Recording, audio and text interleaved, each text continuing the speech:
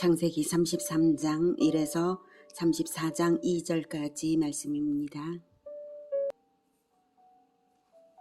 33장. 야곱이 눈을 들어보니 에서가 400명의 장정을 거느리고 오고 있는지라. 그의 자식들을 나누어 레아와 라헬과 두 여종에게 맡기고 여종들과 그들의 자식들은 앞에 두고 레아와 그의 자식들은 다음에 두고 라헬과 요셉은 뒤에 두고 자기는 그들 앞에서 나아가되 몸을 7번 땅에 굽히며 그의 형 에서에게 가까이 가니 에서가 달려와서 그를 맞이하여 안고 목을 어긋 맞추어 그와 입 맞추고 서로 우니라. 에서가 눈을 들어 여인들과 자식들을 보고 묻되 너와 함께한 이들은 누구냐? 야곱이 이르되 하나님이 주의 종에게 은혜로 주신 자식들이니이다.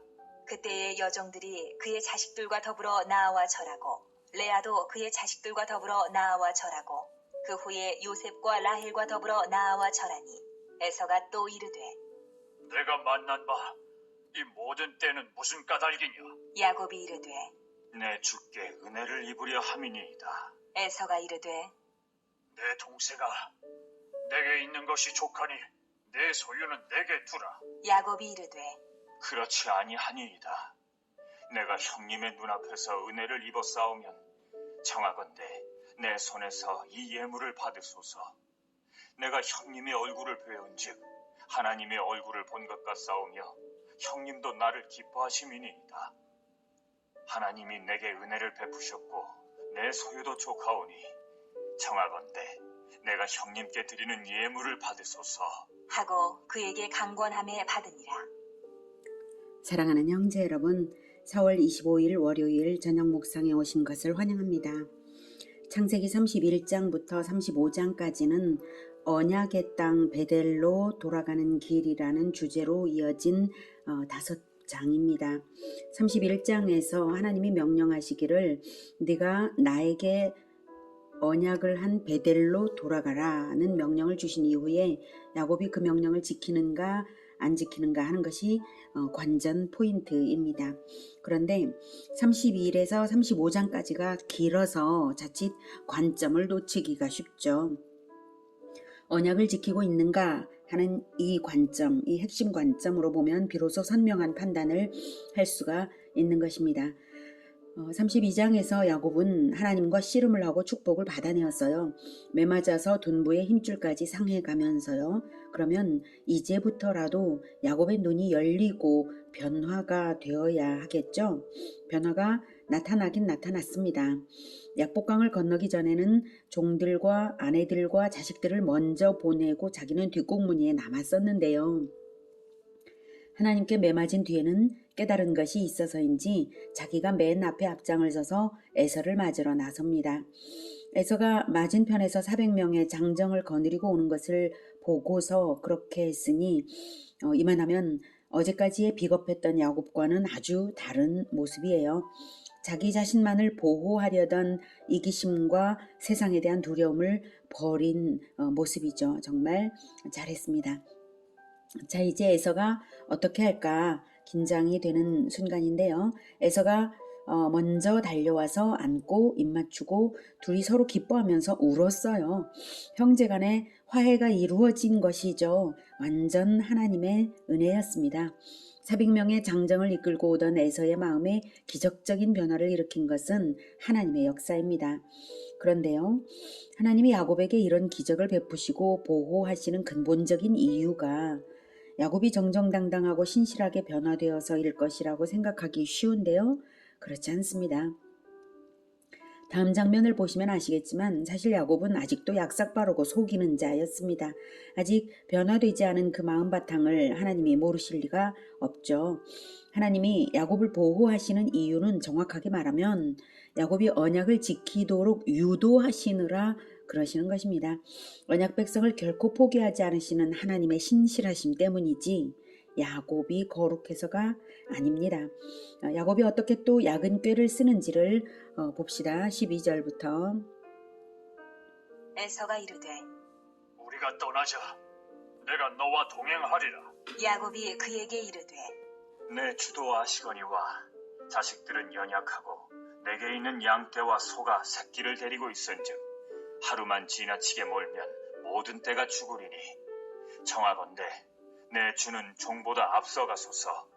나는 앞에 가는 가축과 자식들의 걸음대로 천천히 인도하여 세일로 가서 내 주께 나아가리이다. 에서가 이르되 내가 내 종 몇 사람을 내게 머물게 하리라. 야곱이 이르되 어찌하여 그리 하리이까?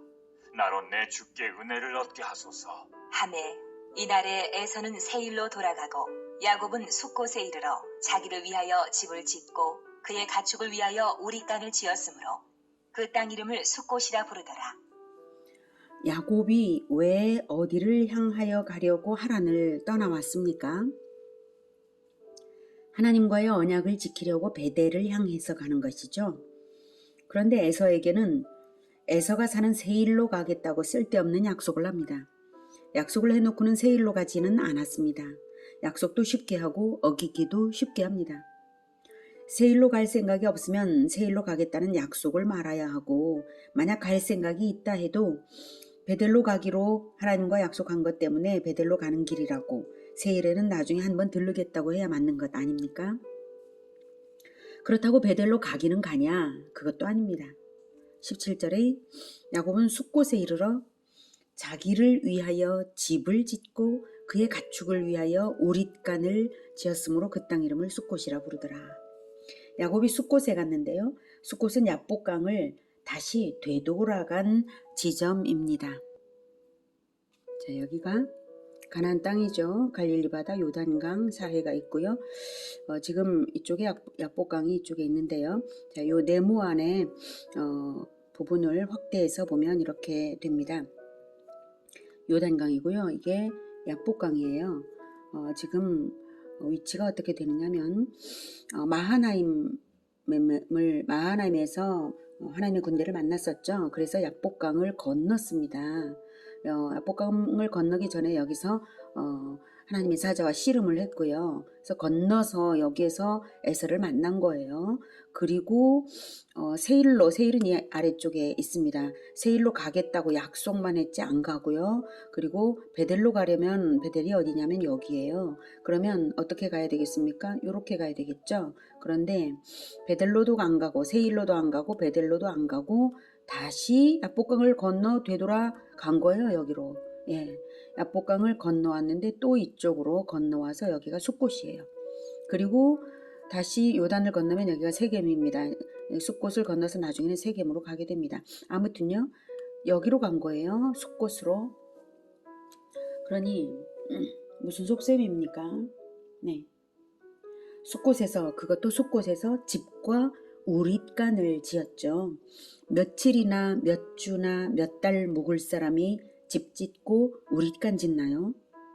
성경이 집 짓고 우릿간 지은 것을 야곱이 자기를 위하여 그의 가축을 위하여라고 일부러 기록한 것은 야곱의 속셈을 하나님이 잘 아시기 때문에 명시하신 것입니다.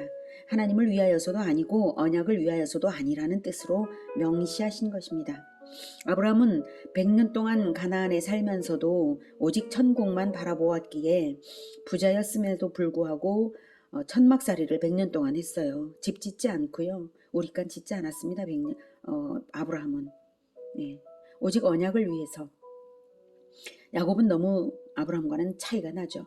아브라함이 하늘나라를 바라보았다면 야곱은 땅의 것만 주워 먹으려고 살았어요. 야곱은 하나님을 위하는 마음이 없었던 거예요. 위기가 닥쳤을 때는 하나님과 씨름이라도 하면서 축복을 포기하지 않더니 하나님의 보호를 받은 다음에는 곧 하나님을 잊어버린 거죠. 너무나 빠르게요. 야곱은 늘 이기심과 약삭빠른 속임수로 살아온 습관대로, 그 습관대로 고무줄처럼 되돌아가는 거예요. 굳이 언약을 서둘러 지키고 싶지 않은 거죠.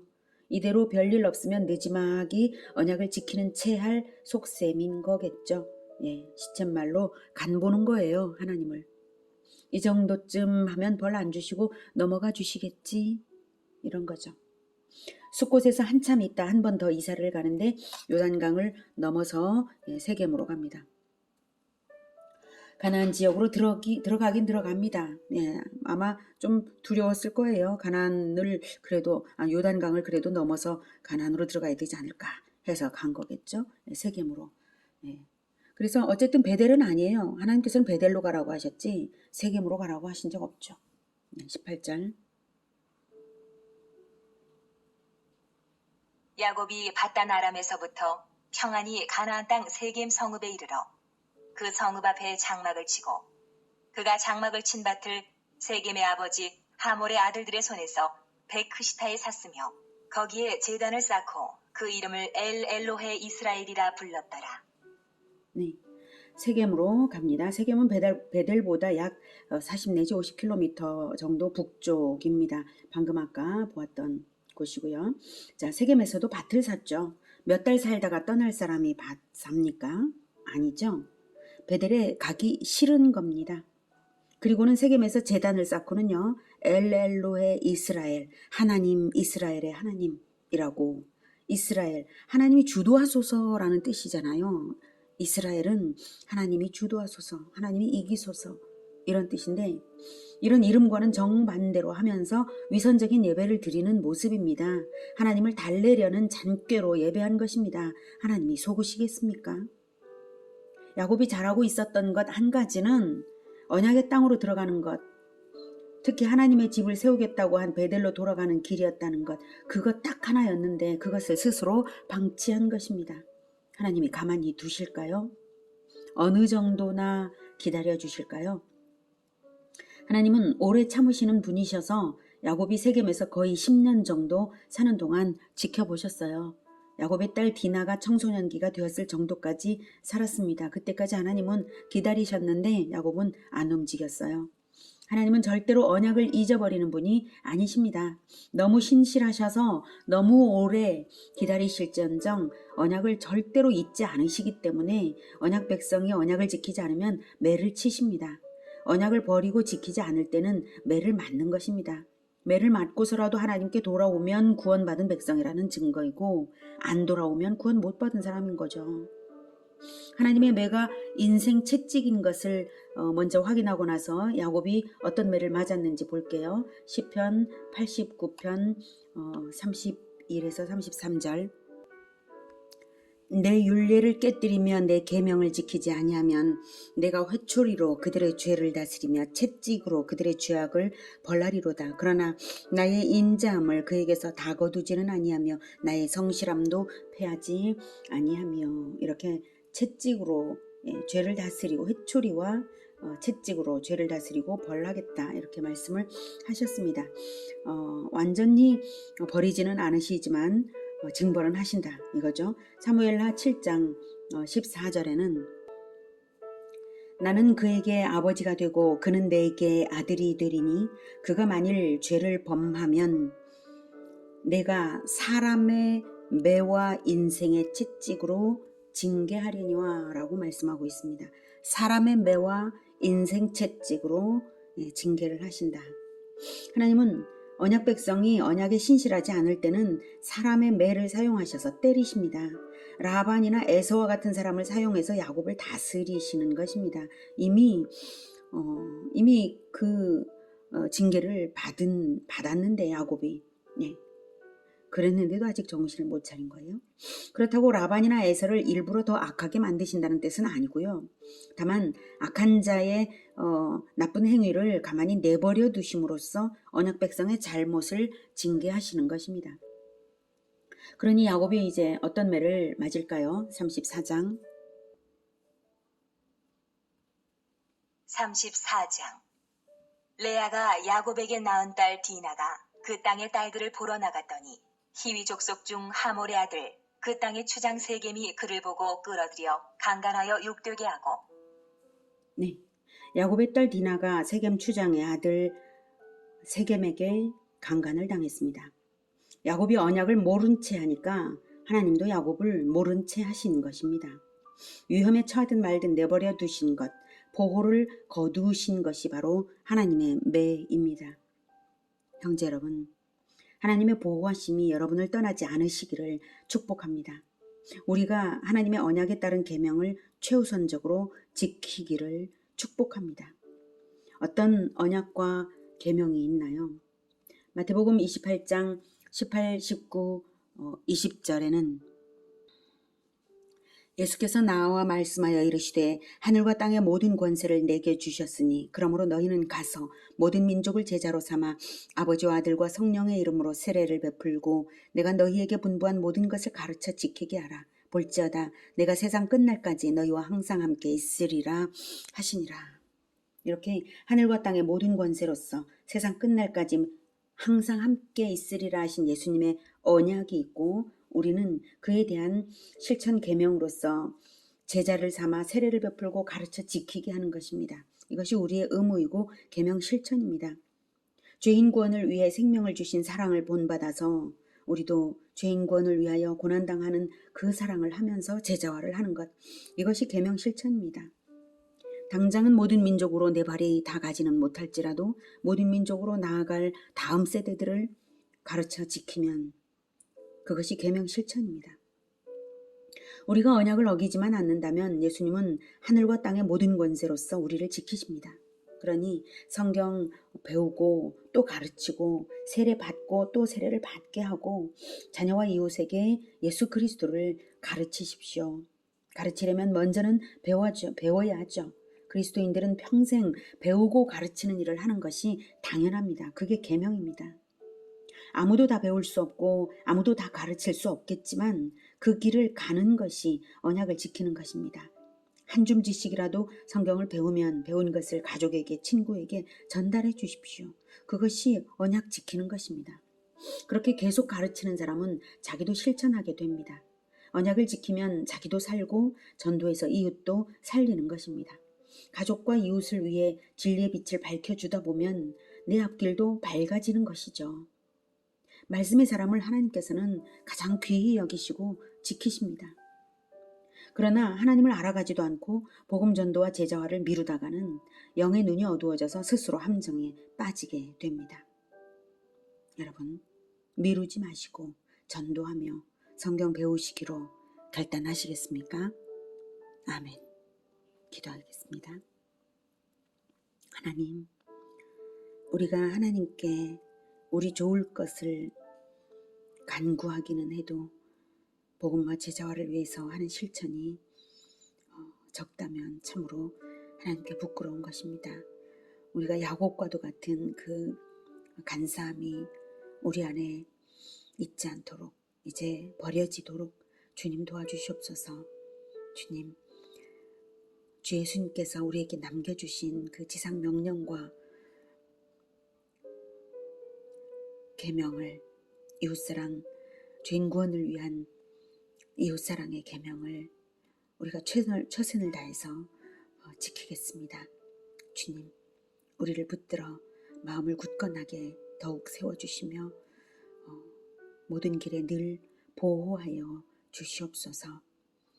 신실하신 하나님께서 끝까지 반드시 이루실 줄을 믿고 우리가 늘 주님께서 원하시는 그 길 가겠습니다.